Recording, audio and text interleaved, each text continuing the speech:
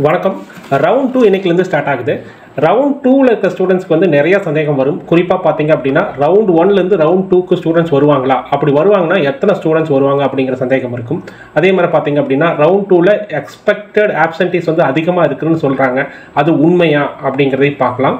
அதே மாதிரி பார்த்தீங்க அப்படின்னா ஏன் கம்யூனிட்டி ரேங்க் வந்து ரவுண்ட் 2ல வந்து மேஜர் ரோல் ப்ளே ஆகும் அப்படிங்கிறதையும் நம்ம எக்ஸ்பிளைன் பண்ணலாம். அதே மாதிரி இந்த திரிபாதி பன்சால் அப்படிங்கிறவர் வந்து அதிக 800 கோடி சம்பளத்தில் போகிறாரு. அவர் என்ன படித்தார், அவர் எப்படி படித்தார் அப்படிங்கிறத பற்றியும் பார்க்கலாம். காலேஜ் அதிக ப்ரிஃபரன்ஸ் கொடுக்கணுமா இல்லை கோர்ஸ்க்கு அதிக ப்ரிஃபரன்ஸ் கொடுக்கணுமான்னு நிறைய பேர்த்துக்கு சந்தேகம் இருக்குது. அதுக்கான விளக்கத்தையும் நம்ம தரப்புலேருந்து சொல்கிறோம்.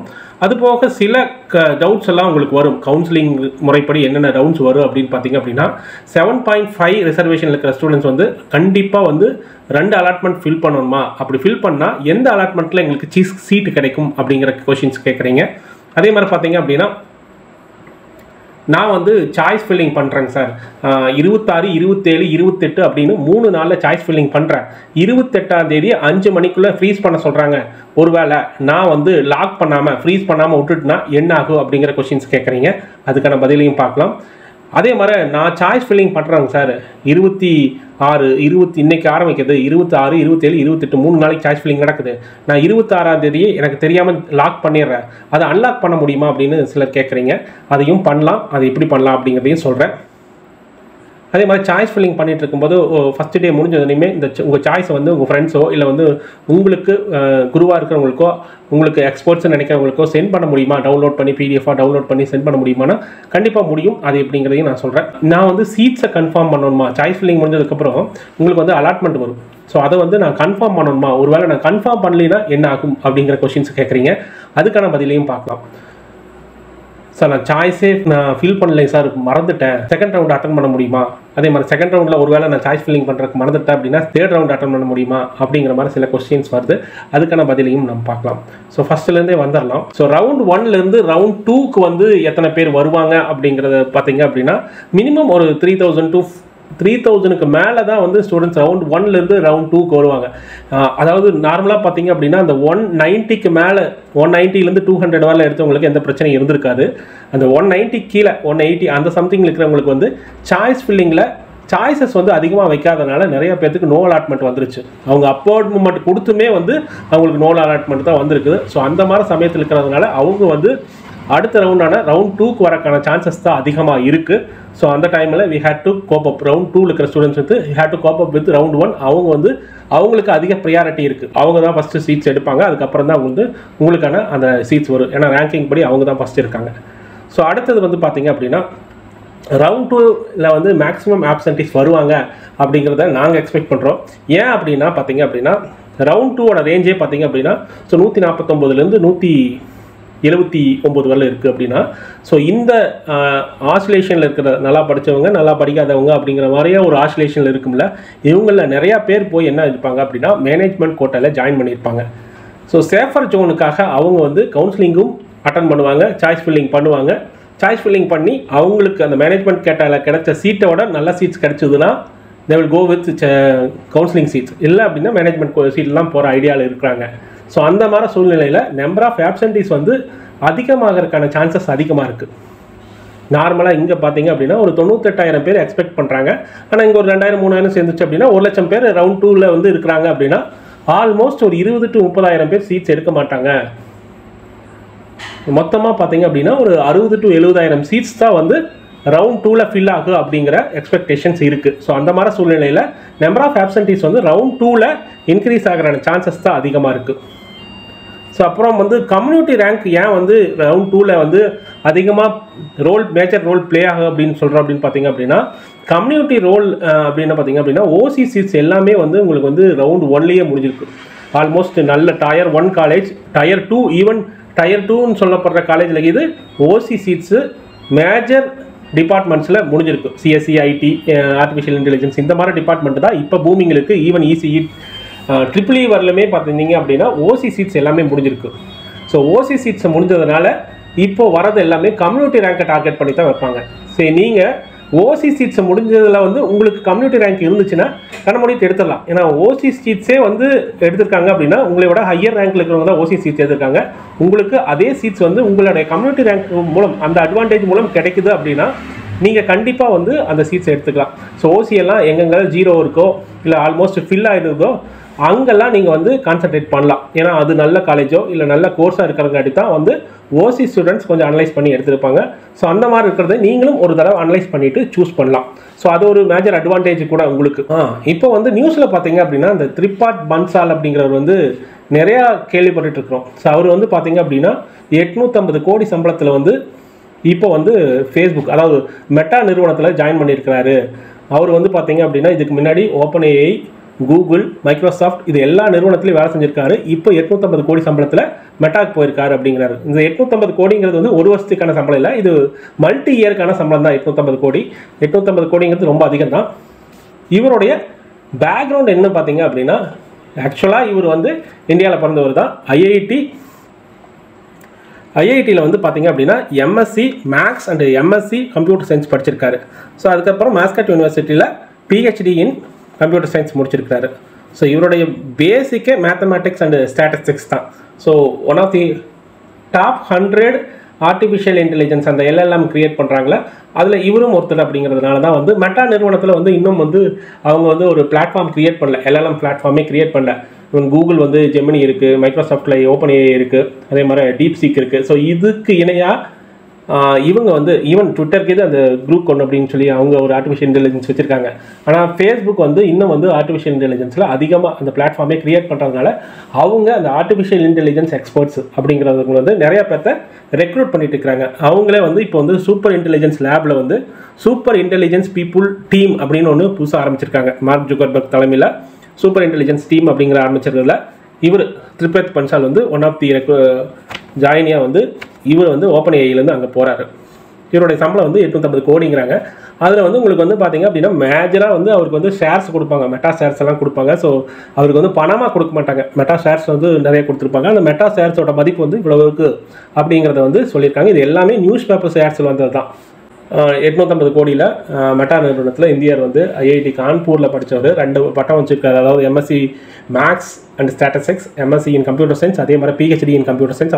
அவர் இது ரெண்டுமே ஐஐடி கான்பூரில் படித்தார் PG டிகிரி. ப்ளஸ் இந்த PhD மட்டும் மாஸ்கட் யூனிவர்சிட்டியில் PhD இன் கம்ப்யூட்டர் சயின்ஸ் முடிச்சிருக்காரு. ஸோ இதுதான் இவருடைய டீட்டெயில்ஸ். ஸோ இதுதான் வந்து நியூஸில் போயிட்டுருக்கு. ஸோ போய் நீங்கள் பார்த்தீங்க அப்படின்னா இங்கே கோர்ஸுங்கிறது வந்து ஒரு பெரிய மேட்டரே கிடையாது, நல்ல கல்வி. ஸோ காலேஜாக கோர்ஸானு பார்த்தீங்க அப்படின்னா என்ன கேட்டிங்கன்னா காலேஜ் தான் பெஸ்ட் அப்படின்னு சொல்லுவேன். கோர்ஸை விட காலேஜ் தான் இங்கே முக்கியத்துவம். காலேஜில் தான் வந்து உங்களுக்கு வந்து அதிக ஆப்பர்ச்சுனிட்டி கிரியேட் ஆகும். ஸோ உங்களுக்கு ஒரு பிளாட்ஃபார்ம் வேணும் அப்படின்னா ஏதோ ஒரு சாதாரண காலேஜ், அட்டானமஸ் இல்லாத சாதாரண காலேஜ், அஃபிலியேட்டட் காலேஜில் இல்லை புதுசாக ஆரம்பிக்கிற காலேஜ்லாம் போய் ஜாயின் பண்ணிங்க அப்படின்னா உங்களுக்கு ஒரு பிளாட்ஃபார்மே இருக்காது. உங்களுக்கு கற்றுக் கொடுக்குறவங்களுக்கு வந்து ஒரு ப்ராஜெக்ட் செய்கிறோம் அப்படின்னா ஒரு சீனியர்கிட்ட பேசுறதுக்கு இது வாய்ப்பு இல்லாமல் இருக்கலாம்.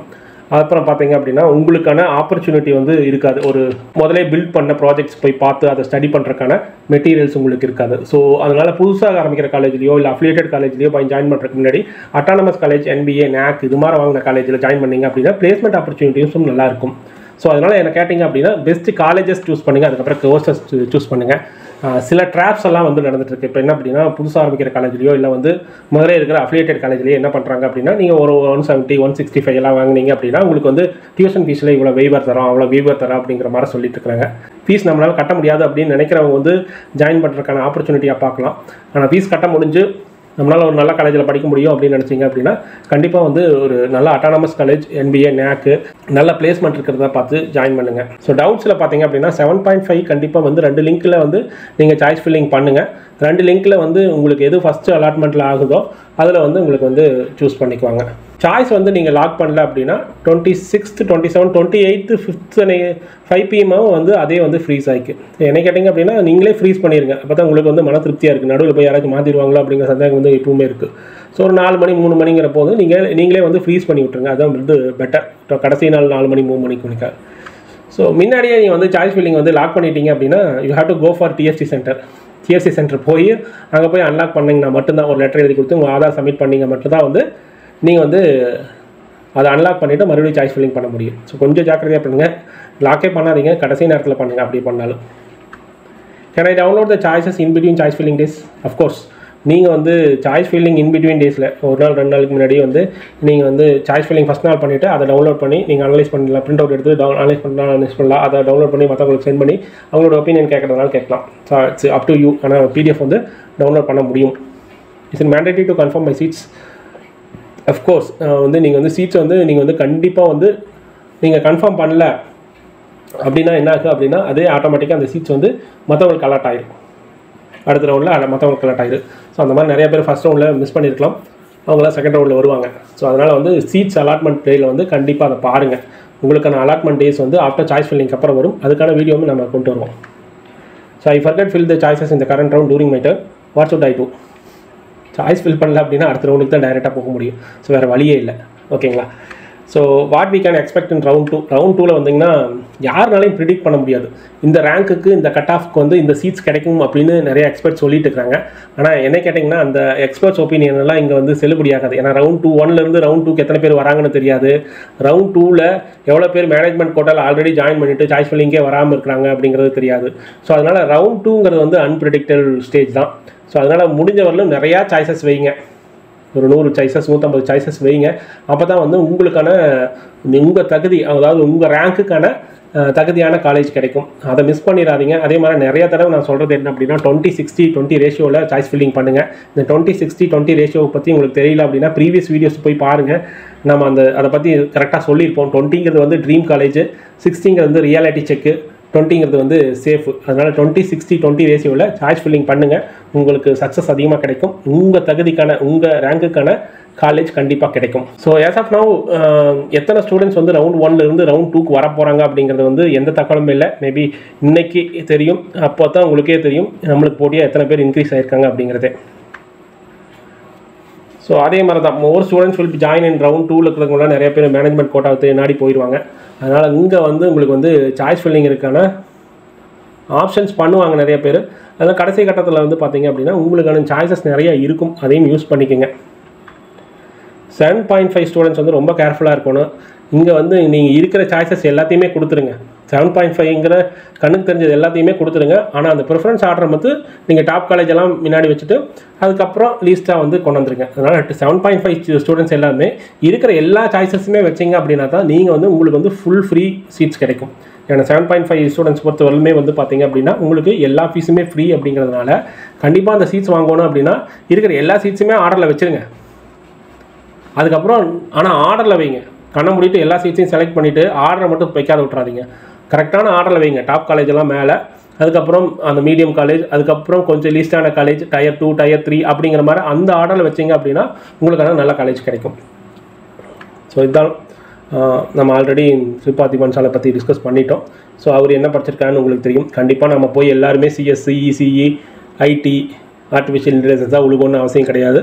உங்களுக்கான துறையை தேர்ந்தெடுங்க. ஈவன் மெக்கானிக்கல் படிச்சிங்கன்னா உங்களுக்கு மெக்கானிக்கலோட கோர் சப்ஜெக்ட் தெரியும். அதே மாதிரி மெக்கட்ரானிக்ஸ் படிச்சிங்கன்னா ரோபோட்டிக்ஸோட கோர்ஸ் தெரியும். ஸோ நார்மலாக இப்போ எல்எல்எம் டெவலப் பண்ணியாச்சு. இந்த எல்எல்எம் வச்சு ஃபிசிக்கல் மாடல் டெவலப் பண்ணணும் அப்படின்னா அது ரோபோட்டிக்ஸ் தான். ஸோ ரோபோட்டிக்ஸ்க்குனா நீங்கள் மெக்கானிக்கல் தெரிஞ்சு வச்சிருக்கணும், மெக்கட்ரானிக்ஸ் தெரிஞ்சு வச்சிருக்கணும், எலக்ட்ரானிக்ஸ் தெரிஞ்சு வச்சிருக்கணும். இது எல்லாத்தையும் லிங்க் பண்ணி நீங்கள் ஆர்டிஃபிஷியல் இன்டெலிஜென்ஸில் அல்காரிதம் போட்டு ரோபோட்டிக்ஸை ஒர்க் பண்ணணும். எல்எல்எம் பிளாட்ஃபார்மை வந்து ஒரு ஃபிசிக்கல் மாடலாக உருவாக்கணும் அப்படின்னா ஒரு ரோபோட்டாக தான் வரப்போகுது. அப்போ ஃபிசிக்கல் மாடல் எப்படி ஒர்க் ஆகுது அப்படின்னு பார்த்தீங்க அப்படின்னா both electronics and mechanical plays an important role. அப்போ என்ன நீங்கள் படிக்கணும் அப்படிங்கிறத நீங்களே சூஸ் பண்ணுங்கள். நான் வந்து இந்த டிபார்ட்மெண்ட் எடு அந்த டிபார்ட்மெண்ட் எடு அப்படிங்கிற சொல்கிறக்காக வரல. நீங்கள் யோசித்து நீங்கள் முடிவெடுங்க. ஹோப் இந்த வீடியோ வந்து உங்களுக்கு பிடிச்சிருக்கும்னு நினைக்கிறேன். பிடிச்சிருந்தால் லைக் பண்ணுங்கள், ஷேர் பண்ணுங்கள், நம்ம சேனலை சப்ஸ்கிரைப் பண்ணி வச்சுக்கோங்க. இன்னும் நிறையா வீடியோஸ் நாட் ஓன்லி நம்ம சாய்ஸ் ஃபில்லிங்கு கவுன்சிலிங்கோட முடிய போகிறதில்ல. உங்களுடைய ரோட் மேப் நீங்கள் கோர்ஸ் எடுத்துட்டீங்க, இதுக்கப்புறம் நீங்கள் எப்படி எடுத்துகிட்டு போனீங்க அப்படின்னா ஃபியூச்சரிஸ்டிக் டெக்னாலஜி கூட நீங்கள் அடாப்ட் ஆடி எப்படி வளர்ச்சி அடையலாம் அப்படிங்கிற நிறைய தகவலை சொல்ல போகிறோம் நம்ம வீடியோ மூலம். ஸோ அதனால் நம்ம சேனலை சப்ஸ்கிரைப் பண்ணி வச்சுக்கோங்க.